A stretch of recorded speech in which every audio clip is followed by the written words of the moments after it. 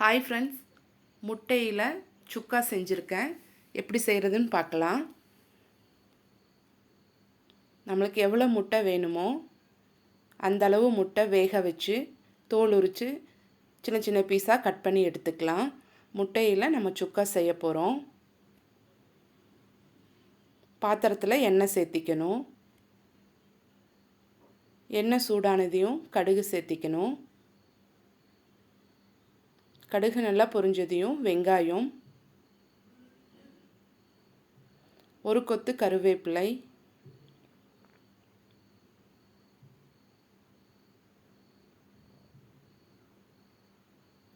வெங்காயம் எண்ணெயில் நல்லா வதங்கணும்.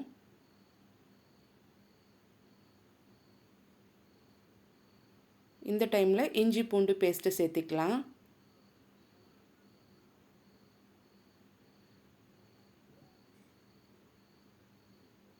ஒரு நிமிஷம் எண்ணெயில் நல்லா பரட்டி விடணும். ஒரு தக்காளி பொடியாக கட் பண்ணி சேர்த்திக்கணும்.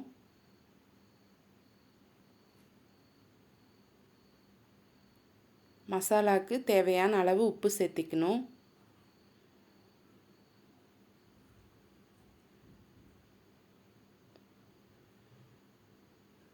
தக்காளி எண்ணெயில் நல்லா மசியணும்.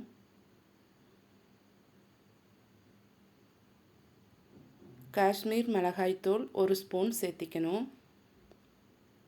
அரை ஸ்பூன் மல்லித்தூள், அரை ஸ்பூன் கரம் மசாலா தூள், 1/4 ஸ்பூன் மஞ்சத்தூள்,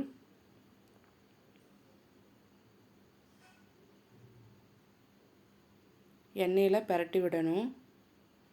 காரம் வேண்டான்னா மிளகாய்த்தூள் கம்மி பண்ணிக்கலாம். நார்மல் மிளகாய்த்தூள் இருந்துச்சுன்னா அரை ஸ்பூன் போட்டால் போதும்.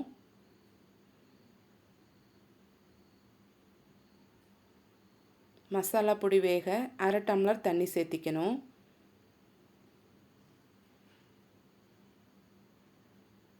ஒரு நிமிஷம் பிரட்டி விட்டோன்னா தண்ணி வற்றி மசாலா நல்லா வெந்துடும்.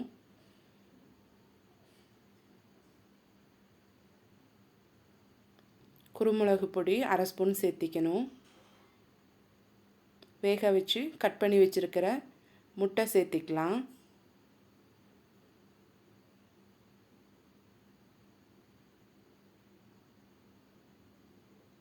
மசாலாவில் பரட்டி விடணும்.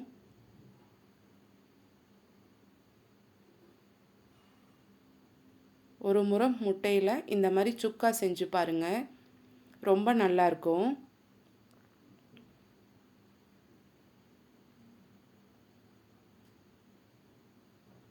நம்ம எடுத்து வச்சுருக்கிற மஞ்சக்கரு சேர்த்திக்கலாம்.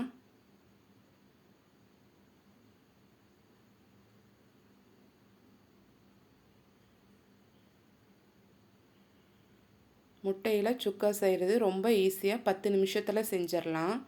டேஸ்ட்டு ரொம்ப நல்லாயிருக்கும். மல்லி இலை சேர்த்திக்கலாம்.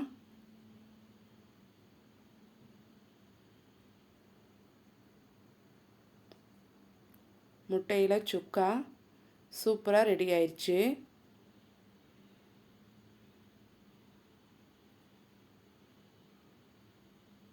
இது பிடிச்சிருந்தா இந்த மாதிரி செஞ்சு பாருங்கள்.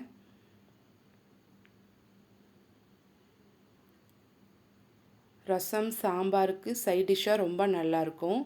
வெஜ்ஜு பிரியாணி, வெஜ்ஜு புலாவுக்கும் ரொம்ப நல்லாயிருக்கும். இது பிடிச்சிருந்தா சேனலை சப்ஸ்கிரைப் பண்ணுங்கள். தேங்க்யூ.